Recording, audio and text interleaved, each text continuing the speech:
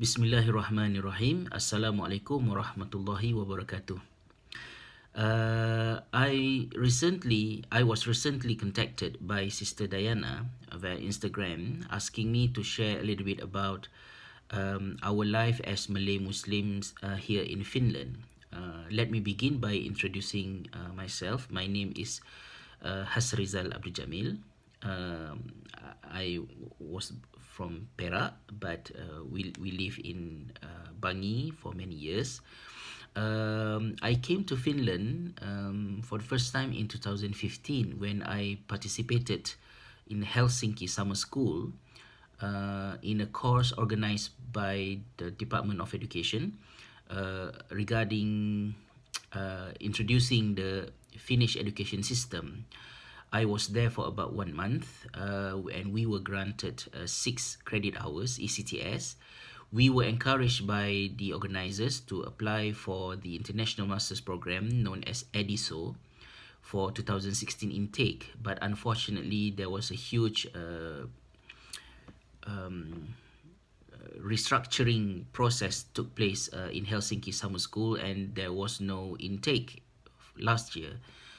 I was encouraged by my wife to find a place to continue my study here in Finland, and I was also blessed to be supported by our school, Khalifah Model School Secondary. Since EDISO is not available, I surveyed several other master's programs around universities in Finland, like Jyväskylä, in Turku, in Tampere, in Rovaniemi, Lapland, and several other places. But I realized that learning, education, and technology offered at the University of Oulu is the best for me and for the needs of our school. So I submitted my application in December 2015, and Alhamdulillah, I was blessed to be selected among another 19 students, but only 16 of us came to register. So I'm here since then. I came here by myself in August 2016, and my family joined me a couple of months later, and now we all live here in Oulu. It's about 700 kilometers north Helsinki. How does the Muslim community differ between Finland and Malaysia? As I mentioned earlier to Sister Dayana, Finland is the first European country that recognized Islam as one of the religions for the minorities in the country, because Finland has Muslim Tatar who migrated from Russia back then, and after Finland obtained their independence from Russia in 1917, Muslim Tatar became the citizens of the country. But throughout the history, Muslim Tatar were very low profile. We didn't hear much about them. There was a mosque built by them several kilometers north Helsinki, but having Muslims in public life to be made known to the public in Finland is mainly due to the migration of Sudanese refugees in 1990s. And I would say that I don't have the specific figures with me, but there are many literatures that can be referred. The majority of Muslim community in Finland are from the Sudanese background, ethnic background. But here in Oulu, there is no specific ethnic dominate Muslim community. We have a mosque here. We actually have 2 mosques, but I haven't been to the other mosque, which was sometimes referred as the Somali mosque in Topila.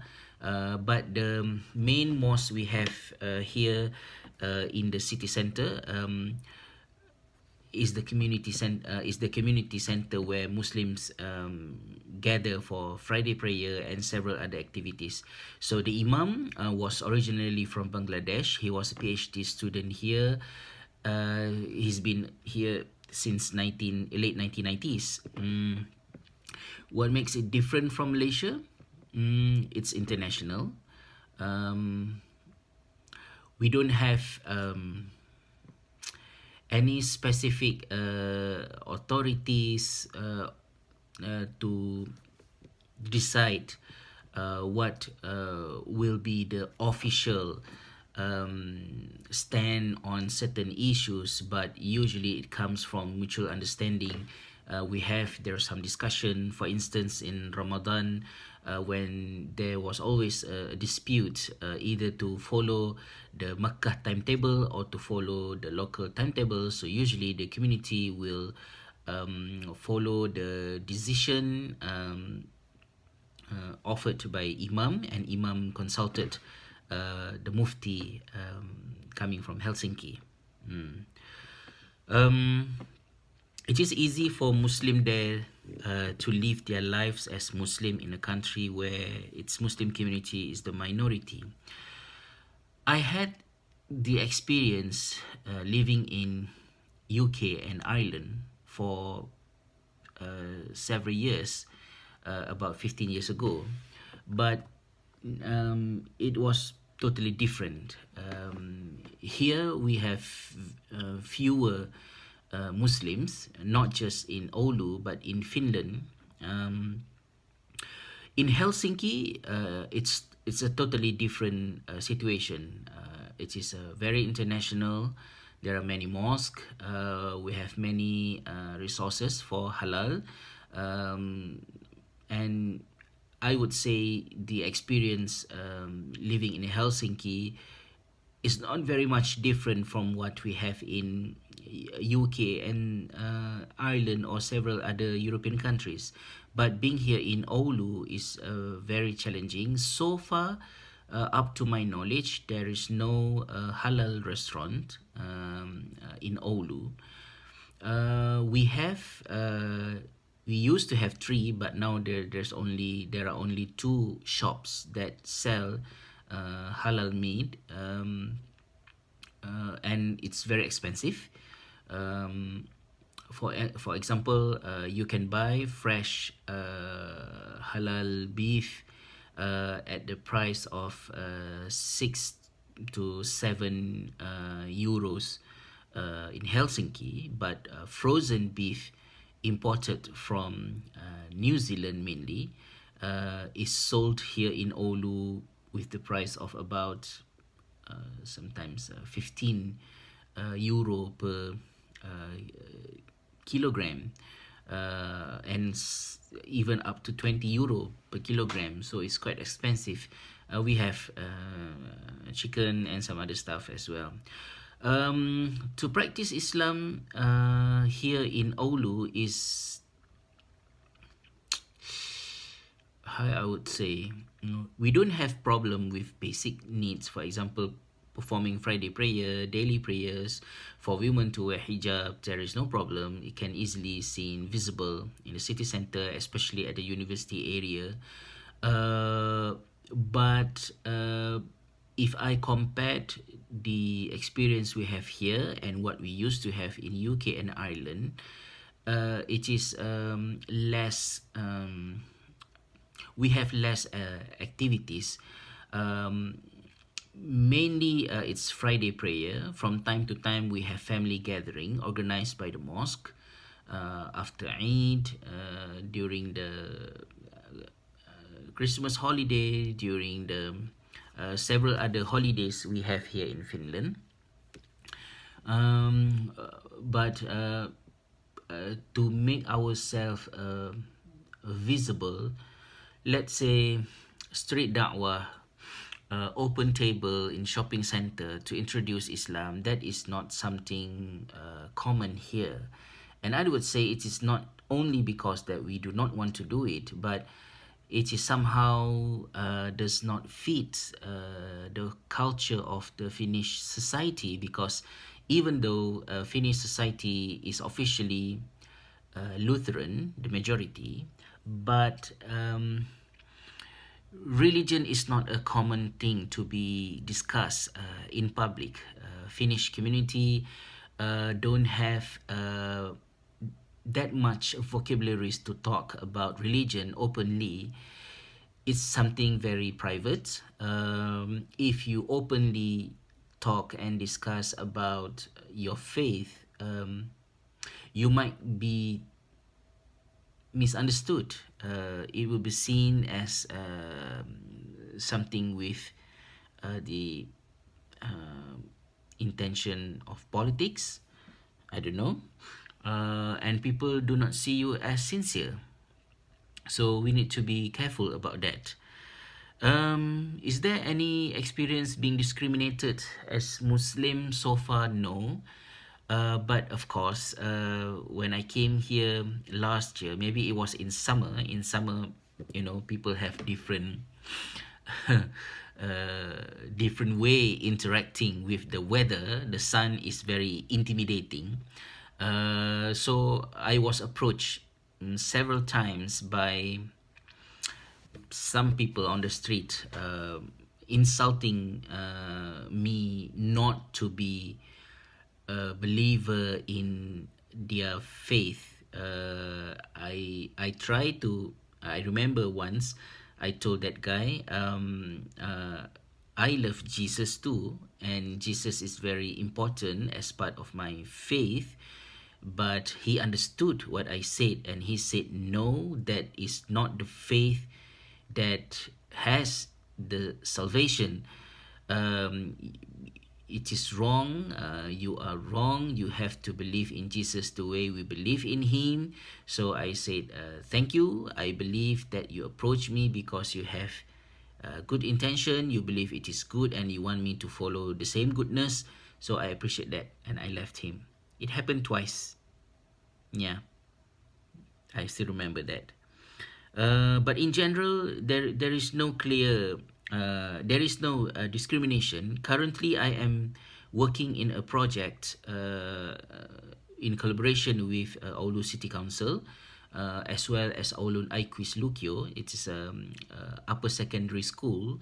This school is the one that offers comprehensive education to immigrants, to asylum seekers, including paperless students who are still waiting for the decision to be made by the immigration. So we are working on finding solution to integrate immigrant students into working life here in Oulu in Finland. And we validated our understanding by interviewing many different people. We interviewed the immigrant students themselves and several companies to understand why they employ immigrants, why they refuse to employ immigrants. And I would say that Finland is still very young at in dealing with multiculturalism. It won't be as smooth as we hope. Maybe in some cases there are some form of racism, but I would prefer to be on the more optimist sides. It is more as fear of others. They are still not comfortable dealing with people from different background, and because of that, there are still many things that need to be sorted out, that need to be done. Inshallah. Do you and your family have any problem in practicing the Islamic practice such as fasting in Finland? I wouldn't say there are problems, but there are challenges, and the challenge are real. The most important aspect that we are dealing with here is regarding having the halal resources. Last year, if you read Buya Hamka's book, 4 Bulan di Amerika, you will have some ideas about the challenge we are having here in Oulu, to be more specific. Last year, we follow the fatwa of having the permissibility, the permission to consume sembelihan ahli kitab. Yeah? But since Finland is enforcing the stunting of animal and increasing the voltage of the gun, this year I am not very keen of following what we used to have last year. So in this year, I registered all our kids in the school as vegetarian. So all Finnish students have lunch for free. This is the tradition that the Finnish schools are very proud of. And we are very happy with that. But this year, I registered my kids as vegetarian, and because of that, they have a tough time. They don't really like the vegetarian meals that are provided by the schools. We don't eat that much outside because not only the halal sources are very limited, but because it's also very expensive. If you have your meal outside, like us for 6 people, we eat fried rice with shrimp, and then rice with a bowl of seafood tom yum. It can cost us between 80 up to 130 or 140 euros. Yeah, so it's very expensive. Another challenge is about the solat, because winter time and summertime are very extreme. Winter time is the most challenging, because Zohor and Asar in November and December, like now, is very short. Zohor is at 12:11, and then Asar is around 12:30. So we have only like 20 minutes, less than 30 minutes for the Zohor time. And then Fajar started very late. It's about 10 past 8. So kids, it's very challenging for me to keep encouraging our children to pray in school, to take care of the prayer. So usually Zohor and Asar, they will combine the prayer, either during the time of Zohor or during the time of Asar. And then in Ramadan, we follow the decision made by the mosque. We follow the Mecca timetable, because it is impossible to follow local timetable. The sunset, Fajar time is around 12:50 in the midnight, and then Maghrib is around 11:30. So it doesn't make sense. It is very impossible. So we follow Mecca timetable. We break our fast at around 7 o'clock, and then we started our fasting, our siyam, at around, if I'm not mistaken, 4 o'clock in the morning.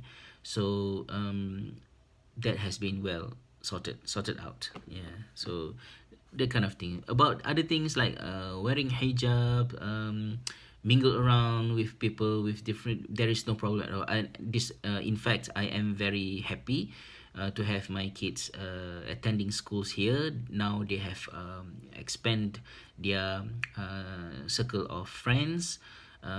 They have friends from different faith, from different backgrounds. They go to the international school. So this is something that I was worried about back home in Malaysia, because I want my kids to be in the sekolah agama, Islamic school, to get the religious education better, for better and safer environment. But I know there is a problem that need to be addressed.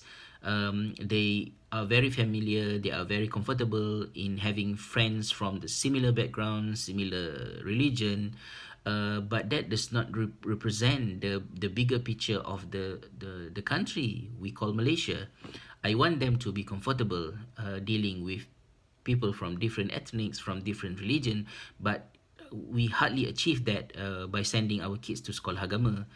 and I don't have a specific solution for that. But here in Finland, Alhamdulillah, it is good.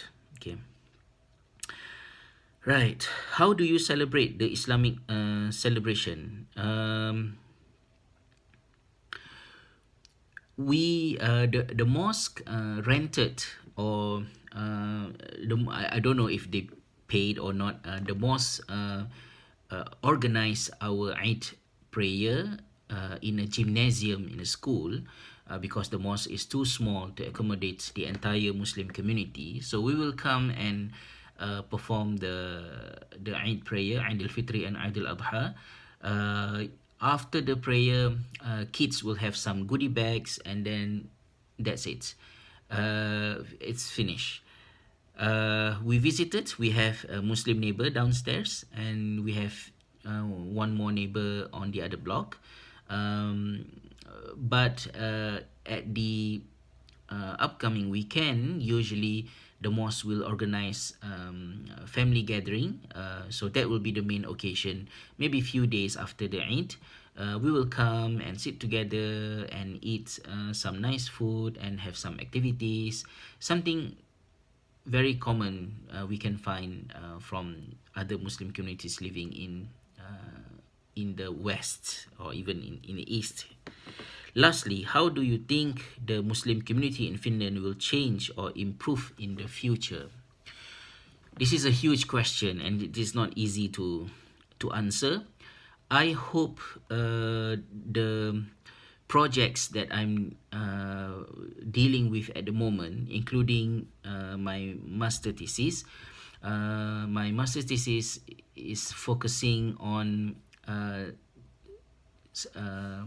researching on the religious education on Islam as a subject in religious education, from the learning sciences point of view, because most of the studies made about Islam as a subject taught in Finnish schools are from the teachers' point of view, from the government policies point of view, but very few studies are made on the learning process in religious education. So my study concentrate on self-regulated learning with specific emphasization on self-assessment in Islamic education. So I will be working on that. But how Muslim community in Finland will change or improve in the future? We have many immigrants, asylum seekers coming in. We don't hear very much local people, Finnish community embrace Islam, but there are. We hoped that the integration that we are promoting through many volunteer works and through research will help the Finnish government to be more inclusive, better than what we have now. And we also hope that we can empower the asylum seekers, the immigrants, so that they will be the active members of the community and to contribute actively to the development of the country. I would say that it is very promising, and we don't rely too much on politics, but we believe that education is one of the best way to enhance improvement and some paradigm shiftings in Finland, mainly not only to us as Muslim, but to make them more comfortable with others, inshallah. So I hope that I managed to answer this. It's not very comprehensive. I'll try to make it shorter. This is my third time recording the same video, and it's already like 25 minutes. I hope Sister Dayana and some others will benefit from it. Thank you so much for your interest, and any further questions and inquiries, I am more than happy to respond, inshallah. Thank you. Assalamualaikum warahmatullahi wabarakatuh.